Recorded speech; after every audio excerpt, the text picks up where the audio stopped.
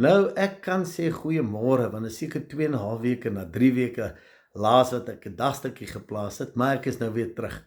Kan net sê ons het die afgelope naweek in Pretoria 'n Verswinkel gehad wat 'n groot blessing was en ek glo as die mense dit wat hulle daar gehoor het vat, kan hulle lewe nooit weer dieselfde wees nie. Nou julle weet wat is my doel met hierdie dagstukkies. Ek wil graag met julle vaste beginsels leer en deel en dit wat ek ervaar en wat ek opswat en daai tipe goed.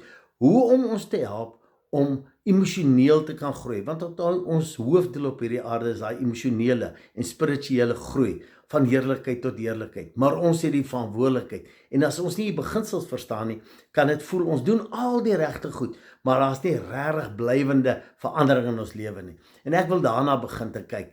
Nou, ek sê weer, hier kan mense hier sit en luister en sê, maar, ag nee, my lewe is alright, ek het nie regtig nodig om enige verandering te doen nie, en is fyn, maar ek sê weer, almal in die lewe is in 'n mate besig met 'n ontwikkeling, 'n groei. So al is dit net ietsie kleins in jou lewe wat jy dalk wil verander, of waarin jy wil verbeter, om 'n beter weergawe van jou te wees, om emosioneel die omstandighede om jou beter te hanteer, en nie dat jou joy vir elke klein dingetjie gesteel word nie. Maar dan sit daar ook ander mense wat sê, wow, ek sit met groot uitdagings in my lewe.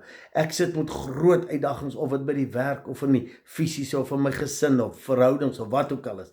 En dis hoekom dit so belangrik is om dan te weet wat se regte beginsels. Want ons sê elke keer, wie ek doen die regte goed, ek visualiseer en ek probeer reg praat, maar dit lyk nie asof daar verandering en vordering kom nie. Nou ek wil daarna kyk in hierdie volgende paar dae. Maar stap nommer 1 wat baie belangrik is, jy moet weet wat jy graag wil verander. Wat is die goed wat jou joy steel? Wat is die goed wat jou terughou? Wat is die goed wat jou teleurstel? Jy moet weet wat jy graag wil verander.